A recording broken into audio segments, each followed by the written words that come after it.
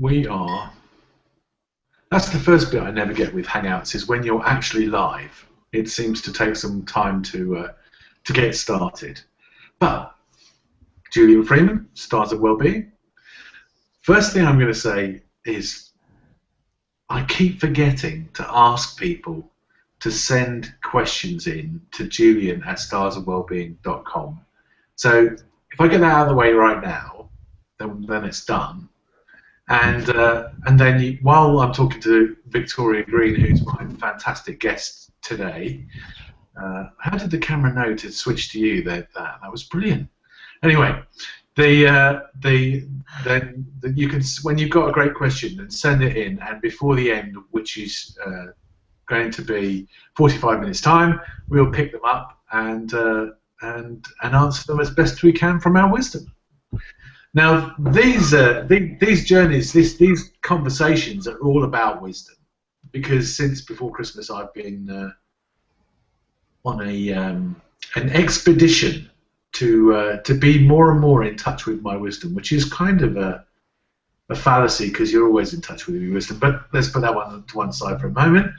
And a couple of months back, I did a hangout with Victoria. I was on was I on your hangout? I think you were with Sue. Yeah. Yeah, we were doing a test one, weren't we? And all you were all of a sudden you had this wonderful moment, and it was just a real wow moment. And then all kinds of stuff's come out of that, really, hasn't it? So I thought, this is a person where wisdom is absolutely unfolding. So it would be great to have a conversation with you on one of these hangouts, and here we are. So welcome. Welcome, Julian. I love that introduction where wisdom is unfolding, and I was thinking, except when it doesn't. No. No, it does. I think I used this story on the last hangout with Sheila about when you're sailing, when you look round at where you've come from, you've always taken steps. However much thinking you're in at the time, you think stuff has happened. You've been doing stuff, and it all turns out right, despite the thinking. There's my sense of it anyway. Is that how you see it? Yeah, despite you trying your best to mess it up. Yeah. I guess what I'm seeing more and more is that it's always there, and always guiding you, and the only thing that stops you noticing it is that, like, the I guess the density or the loudness of your thinking. Yeah, but like you say, when you look back, you couldn't plan it if you tried. But there's stuff that I know that I've got to do that just, it doesn't fit into logic, a marketing plan, it doesn't. Did I know that I was going to start a series of hangouts talking to people about their experience living from wisdom? No, not at all. It's just something that inspires me to do. Did I know that I would be, videoing Elsie Spittle? I did. I certainly didn't sit down with a calendar and organize all that stuff. And it all, it's kind of Dick and Bettinger's one step living. It, just the next step just unfolds as the last one ends, if you let it. If you let it. That's it. It is about letting go. Really, I think I think I mentioned this before, but just before Christmas, I had quite a big insight about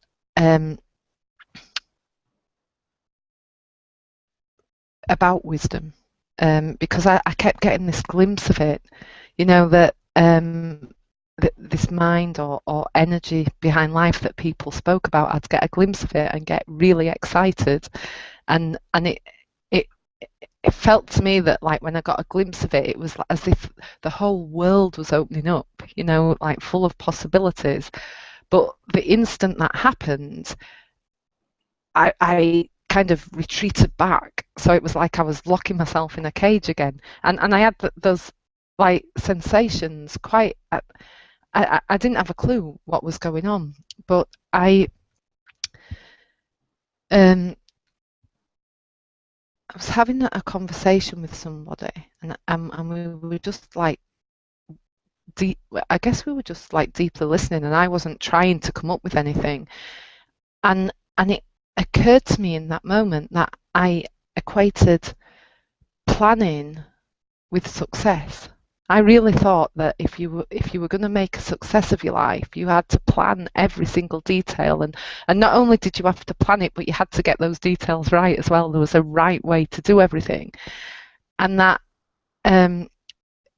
this thing that people talked about, like letting wisdom unfold, I was equating that with chaos, and as soon as I saw that and realized the madness of it, I kind of let go, and to me it's all about like letting go of that need to try and control something or try and create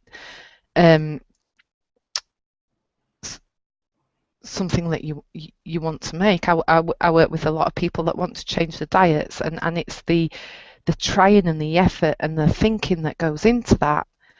And once they let go, then their own wisdom starts to come through. Like people say, oh, all I need to do is eat sensibly and exercise. Well, if I told them that, they'd probably just hit me around the head with something, But when you feel that from inside, it's effortless. I know. That was one of my. I used to look at all those Michael Newell books, Effortless Success, and so on, and just not understand that word effortless. Didn't understand it at all. Because coming back to your planning for success, planning for success has a kind of whole. Well, you've got to work hard. You've got to do stuff. You've got to, make it happen. I mean, wasn't that the 90s? Wasn't that what the 90s was all about? Well, maybe my life in the 90s, I suppose. But and to drop all that and go, well, today it occurs to me that I ought to upgrade my camera equipment because I'm doing a lot more shooting now, and I go, well, where did that come from, and how does that fit into the scheme of things? And it feels a bit bewildering, to know that that's the right thing to do, but it's not part of a plan. Do you ever get that bewildering kind of feeling? Yeah, but it's not part of a plan that you can see. Ah, great point. Great point. So if I turn around and look at where I come from, then you can see, hindsight being a wonderful thing. All those great sayings, as Elsie Spittle says in the video I'm just doing, really mean something, because if you turn around and look at your path and see where you come from, it's kind of like, oh, so that's what's going on in my life, And whereas when you try and look forward and you try and pick destinations, stuff like that, it just starts to not make much sense. Or thinking, I can just feel the thinking start to kind of candy floss together onto that stick, into a big twirly ball, sticky ball, even without going there. Weird. But then you see, a lot of people have. I was pretty successful with the planning method, if I can call it that. I made some money. I had, family and houses and things like that. And so there's almost a kind of, well, it works, I'll stick with it. And so when you go to the kind of my experience of going to the living from wisdom approach, it's like, well, I'm going to leave behind something that works at a certain level and go with this. Right, that seems a little bit strange. Yeah, I had an insight around this like quite recently about you said it works and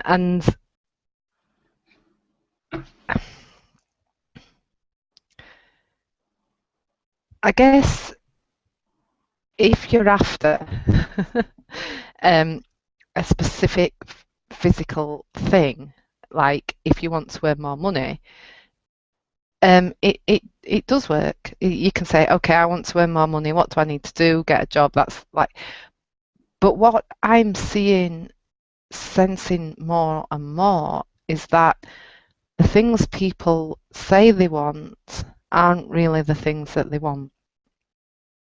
Does that make sense? So people like, yes, I want to make a lot of money, and I've got a plan to do it. Or I want to end up working 2 hours a week so that I can travel the world, and I've got a plan to do it. And actually, people are looking for like peace. You know, when I've got this much money, I don't need to worry, or when I'm only working 2 days, then I can relax. They're looking for a feeling behind it, and so it's not the actual physical thing that they want; it's the feeling, and often they're falling short of that with the plans. Does that ring true for you? Definitely. I mean, the most of the time, I would say that the planning for success method comes with a side effect of worry, anxiousness, insecurity, frustration, anger, even. So kind of a lot of feelings that you wouldn't really want. And so, and to me, all those feelings are telling you that you're going the wrong way. It's not the effortless approach, is it? So when I'm doing stuff that just feels right, that just I know is the right thing to do, get yourself a new camera, you know, and start learning how to shoot with that, and then it comes with a much more relaxed and natural feeling. Yeah, it's like, if you, there is a relaxed feeling, and also it doesn't matter if you don't get it. You know, there's not a sense of urgency, like your life doesn't depend on you getting a camera. Yeah, I guess. I think for me, when those wisdom moments, when those kind of knowing moments fall into place, then you know or emerge, then the whole thing happens very quickly. The interesting thing, that if I can wind back this conversation and back to your, you know, getting a glimpse of possibility, because that's the other thing I love about this whole living from wisdom thing, is you're really opening yourself up to the unknown. You know, it's which I firmly believe is where the magic happens. But I thought I had a question there, but we didn't. But so what we could really do with some questions on what we're talking about now, really, to me, is the misunderstanding. And the misunderstanding comes in about 15 different forms, I think. So anybody got any questions about the misunderstanding, even after this hangout, I'd love, because that's my next book, definitely, The Big Misunderstanding. But you know, coming back to what we were just saying, that when you're on path, you see the possibilities. Then I suppose I can get really excited about that. And I've had one recently where there was an opportunity to build something for a guy who is the most inspirational guy ever. His mission is a fantastic mission. I'd love to help him, but that's where it all kind of ends. So I saw the possibilities of getting involved in doing all kinds of stuff with him, and it hasn't happened. And there's been a certain amount of, excuse me, we've got a perfect opportunity here, why don't we... well, in fact, thinking about it now, I can think of more than one person this has happened with recently. But you know, I've kind of knocked on the door a few times and then got kind of tried to take control of it, and then gone, no, what are you doing? It's not meant to happen. But at that point, I saw it as a possibility. Like you said, you really come alive with it. You really kind of see that the whole world's your oyster, and anything could happen. Great things could happen. And then you go, right, I want that. Give it to me. Yeah, I mean,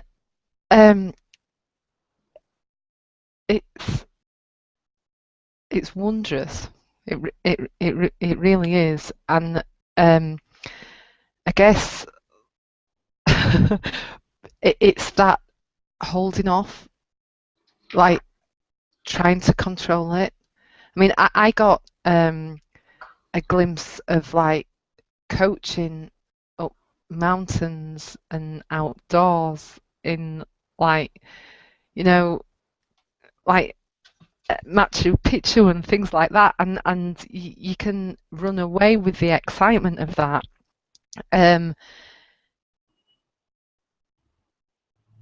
I did. I started to tell people about it, but it transpired like, oh, well, now I'm doing one locally. You know, I don't know how that leads to me going up a mountain, or I have no idea, but there's just an enjoyment and ease with letting that unfold in the way that it will, glimpsing the wonder that it could be as well. But you're doing it in the Dales, right? Is that right? No, this is going to be in West Yorkshire. Oh, okay. So this is the like Kirklees Way. It's a far cry from Machu Picchu, but it's still outdoors in the English weather.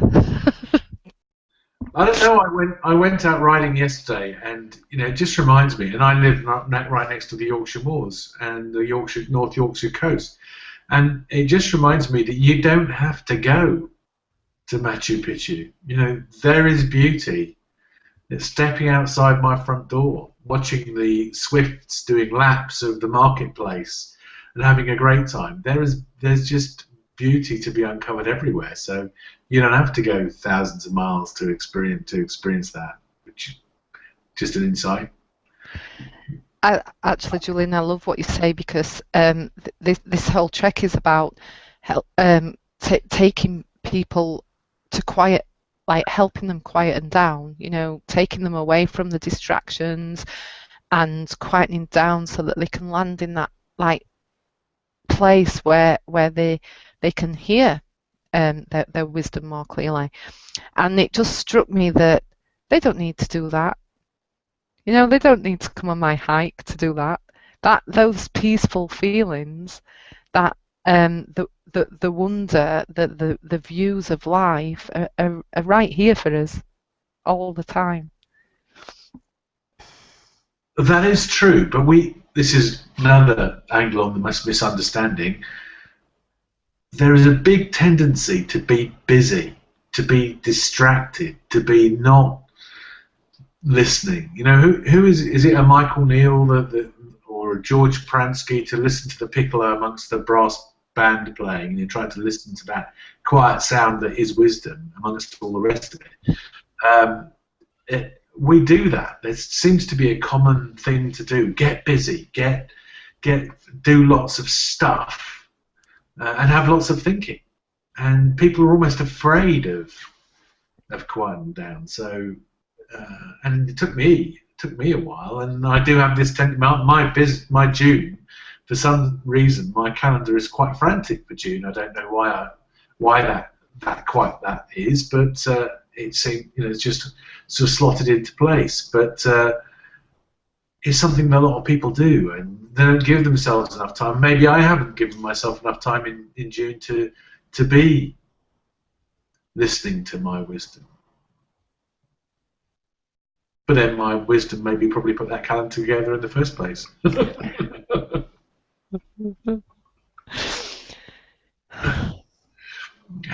And there's something brilliant. So apart from all these misunderstandings that I labour under, and I think we all do, it's human experience, there's a lovely thing underneath all that, which is you can't get it wrong.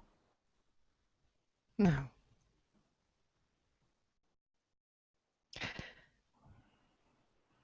That's something like I've realised that I've had a tendency in the past to look for answers, look for answers out there. And like I believed anything was possible and lots was possible, but I always thought there was an answer, a solution. And it's just occurred to me recently that there isn't. There is no outside solution. It's just how it is moment to moment, and that we and all that we know in that moment to moment.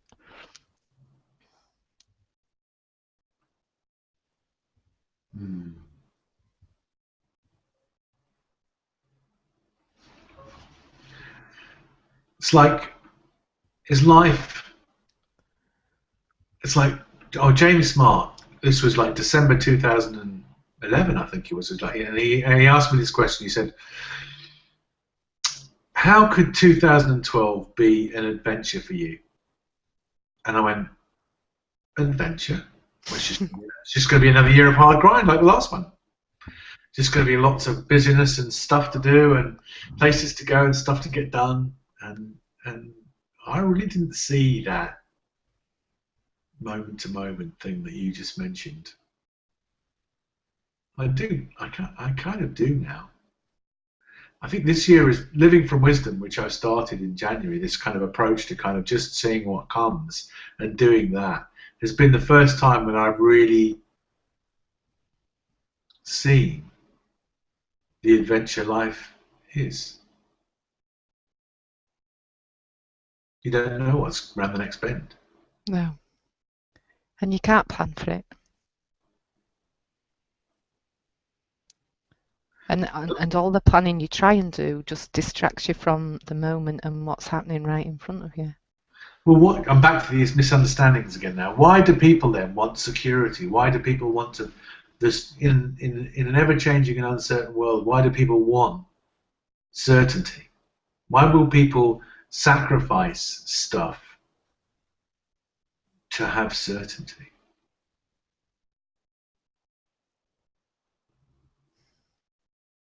I did that for many years. Why did I do that? I'm not sure what the answer is to that. It seems to me that we can't ever have certainty. Like we don't know what's going to happen moment to moment.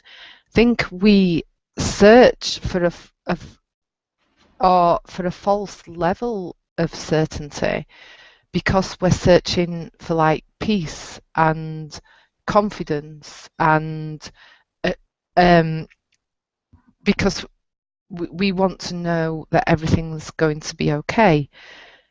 And once you've had like a glimpse of the true nature of life and that we are okay,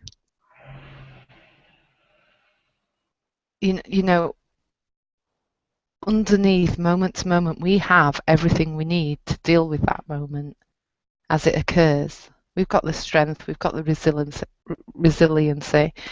And once you realise that, it's easier to let you see the myth of trying to create that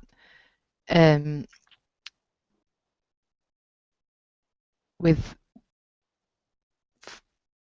physical things, whether they be money or relationships or food. Mm.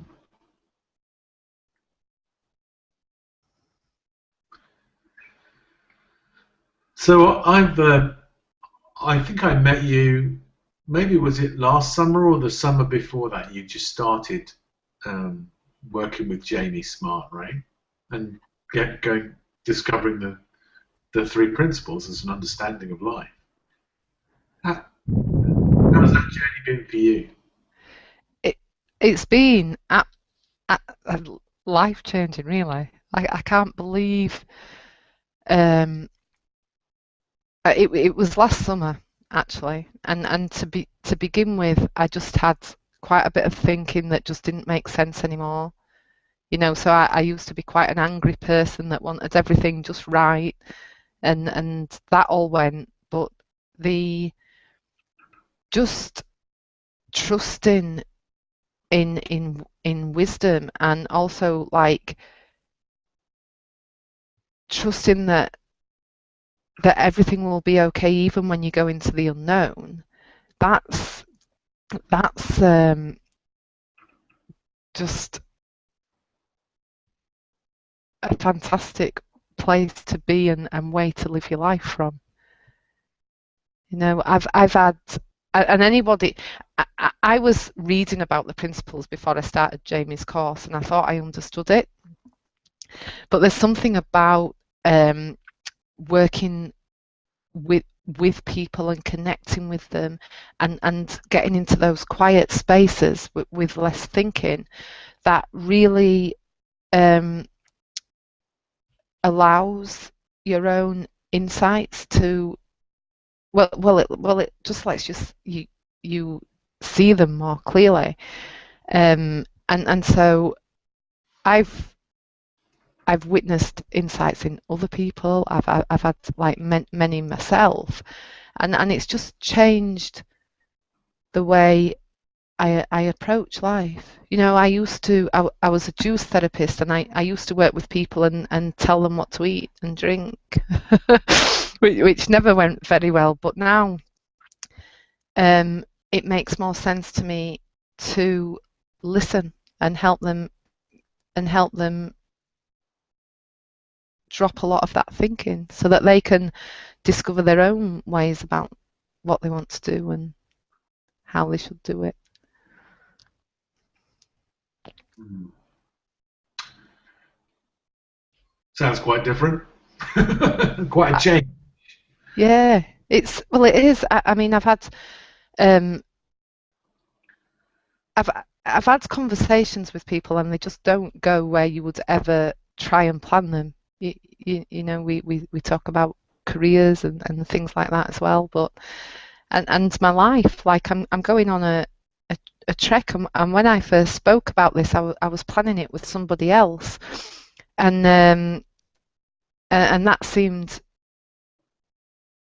a little bit doable, even though neither of us knew about how to go about it. And now, like, the places are booked. We're doing it in August. She dropped out. I'm doing it by myself, and it's like, oh, how did I get here? But there's a real aliveness to living like that. Mm. No, and I kind of was there as you kind of put the trek out there, which was lovely to see that kind of unfold for you, and uh, it's really remarkable to see people's lives being, just nudged gently in amazing directions. It's lovely, and then I get pulled back into my misunderstanding again, which is where I kind of want. I can just see how nudging you in that direction would be perfect. Let me do that, and then of course at least a couple of, no, in fact probably all of these people I just mentioned where it didn't happen, is like I'm there going, let's go in this direction, and they're going, let's not. They're not even seeing it as a possibility for them, and yet I can see it so clearly. So letting go, yeah. Non-attachment would be another one to me. When you see this wonderful glimpse of a beautiful thing, not to get latched onto it and go, right, now I must bring this into being, and get uptight about the whole thing. That seems to be a good one for me. To And then also gratitude. I mean, the way you were just talking about your life and how that is unfolding now, just to be able to live from that place, I think, just brings you into a place where you just kind of have so much more gratitude for what you've got and how it's all happening, and yeah, just all seems perfect. Yeah, and compassion as well. Um, you, you know, there's not a need for other people to fall into your plans or anything like that. You can just really get a sense of where people are at and what's going on, and it makes you more grateful for where you are, but also more compassionate as well, I think. Compassion's a really good one, actually. I remember Keith. I don't know if you were there at the time. Keith Blevins did a one-on-one with me um, in Heathrow. I think you might have been, actually. And he was talking about the beautiful innocence in the world, and he was like talking about this little story where it's like, I could go up to somebody in the supermarket and mistakenly misidentify them as somebody I knew, and that would just be totally innocent, wouldn't it? And what he was pointing to for me was that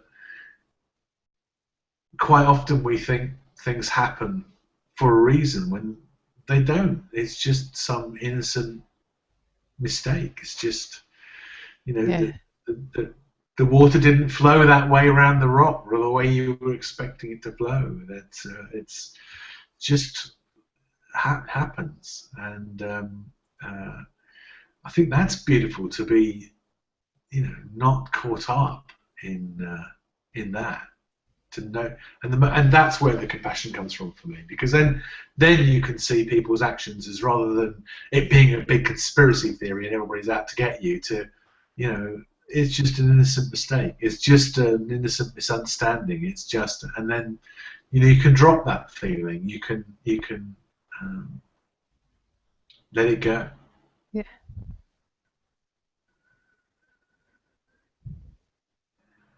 But then sometimes people talk about letting go. In fact, for a while I thought letting go was the nearest thing to something to do with the principles, because I guess it was, for me, having insights was about letting go of thought, and if I got attached to got into planning mode again, the obvious answer was letting go, etc. But again, I'm just editing Elsie Spittle, and she talks about the default settings, just relying on our default settings. And in that case, there isn't. It's that, stop twiddling the knobs. You don't need to press any buttons or twiddle any knobs, because your default settings are absolutely perfect. Yeah. I liked what you said, Julian, about equating wisdom with things, because I think I've done that. I'm guilty of that. So I used to, because I think it's where you get a glimpse of it for yourself as well. So I noticed that when I was doing something new, there'd be a lot of thinking around that, and that if I let that if I let that go and just had trust and just I guess went into a conversation without knowing what I was going to say, that I'd be okay, and things would come out of that for me. If and so for a while I used to equate wisdom with going into the unknown. I've got to do something new, because then my wisdom's going to show up. and of course, like, yeah, like, it's your default setting. It's always there. But if you've got this brass bands going, go on into the unknown, it's going to happen. It's going to happen now. Then you're not going to see much of wisdom. But there still is a sense of that for me when you're like pushing past kind of your comfort zones or what you already know. You know, there's an opportunity there for you to see it new, for you to get an insight around that. Well, that's a great one. There's a fantastic misunderstanding there. It's called the leap of faith. Because what a terrible words those are. My dog's joining me.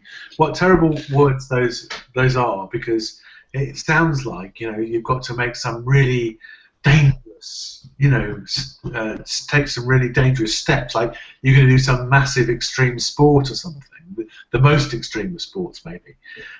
But in reality, the wonderful thing about insights is that they create that effortless step forward.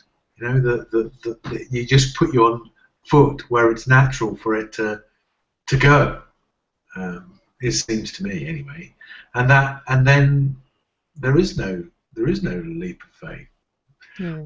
I remember Dickens saying, you know, well, what happens if there's a lovely updraft at the, you know, at the bottom, you know, in the gap that you've got to cross, or, you know, what happens if you have some wings, or what happens if there's a trampoline at the bottom, you know, and he was trying to point towards the fact that you have all that, you know, it's there, you're never going to fall, you know. Yeah. And we so don't believe. Maybe it's just the words. Maybe it's just the words. So that's another one in my misunderstandings book that I haven't written yet.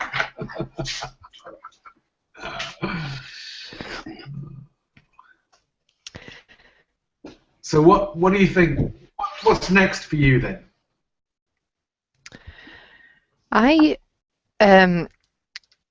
I'm really enjoying my like deep listening sessions with people, and I'm happy to offer more of those. I think that's I just think I get as much out of those as other people do. You know, I've totally let go of not only having the answers for myself but for other people. And the trek that I'm doing in August, that's I can't wait for that to unfold. I've got a few ideas for the activities we're going to do. You know, it's all about it is about stepping out of comfort zones and everything. And one person I was talking to last week thought it was going to be kind of a you know, in the jungle thing. And I was like, it's not about fear, you know, it's just about trying things perhaps that or being in situations perhaps you've not been in before, and being willing to participate in that. And I don't know how that is going to unfold. But the other thing that seems to be making sense to me right now is to get involved in a group. So you know, like speak. I've done a lot of hangouts. I've shared a lot of classes. My headphones have just broken, but I'm thinking the next step for me really is to do more of that in front of live groups, because I think there's there's a magic in that space. So I'm looking to create like a weight loss group locally all around the 3 principles, but I'm also open to just speaking at events, and I don't know what that means right now. You know, I haven't got an event in front of me, but to me that feels like one of the next steps that I'm going to be taking. Is that breaking wisdom? Like breaking news, breaking wisdom. Is that we've just watched the birthing of a new idea from Victoria Green? Yeah, I don't know. I just get the sense of it. So I don't know how that's going to come about, and I'm not even going to try and make it. But yeah, that's that seems like it's on the agenda. But the first thing is I'm enjoying the conversations and enjoying whatever unfolds on the trek as well. Oops, that's fantastic.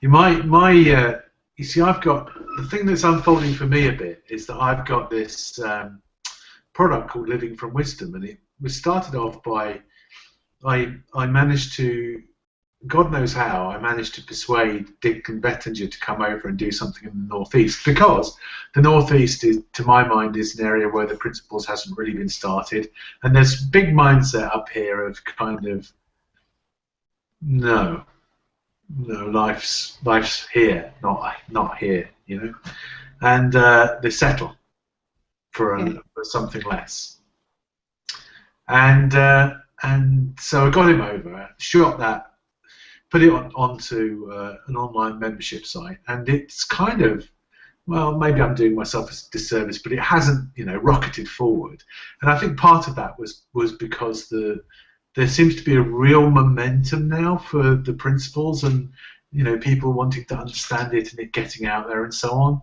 which is amazing to see and wonderful. And a part of that, so Living from Wisdom starting to have some, oh, you can see him in the background, the dog. It's starting to have some momentum, but I've also now got lots of videoing to do. Like Elsie Spittle, I did Jack Pramsky. I've got more Dick and Bettinger coming up too, and maybe more after that. So it's going to turn into something really big, and it's like I never envisaged this product to be like this. But it's fantastic to go and meet these people. B, when you edit them and see them on film, you get those insights again. I mean, that's why I think Hangouts are good, because you can watch them after the event, and most people do watch Hangouts after the event, and they'll be able to get you and me talking about the misunderstandings and having a breaking moment of wisdom, and they'll have a feeling from that, which would be lovely. And like I said, I've now got a really busy June and possibly some stuff coming up in July. Oh, and I can help you with speakers slots, because I'm doing that too. I've got this book called Life Beyond Money, which God knows why I wrote that. It's about my transformational journey and pointing people in the direction of the principles without actually being, directly talking about the principles, which seems to be a lot of what I do. I mean, how many times have we mentioned the words mind, consciousness, and thought in this hangout? Well, none at all really, but all the time we've been talking about an understanding about life, which is based on Sydney Banks and mind, consciousness, and thought. So, and there's something came out of meeting Elsie the other week, which I can't even talk about at the moment, because it's one of those moments where possibility welled up. She got excited and I got excited, and then I went, okay, let's just be quietly smug about that one and see see whether it occurs or not later on.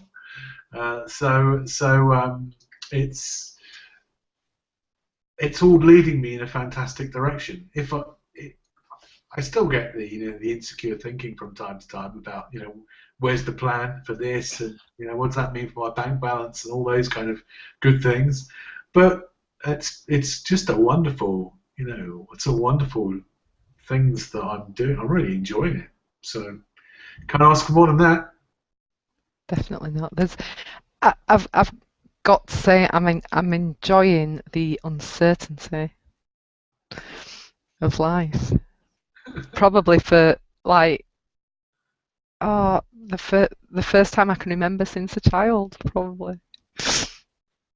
I think that's a great place to close this on, because isn't it this funny thing where we start off as children and everything is magical, everything that you discover. I remember my kids when they were 2 and 3, and we bought them Christmas presents, and they played with the box that the toy came in as much as they played with the toy.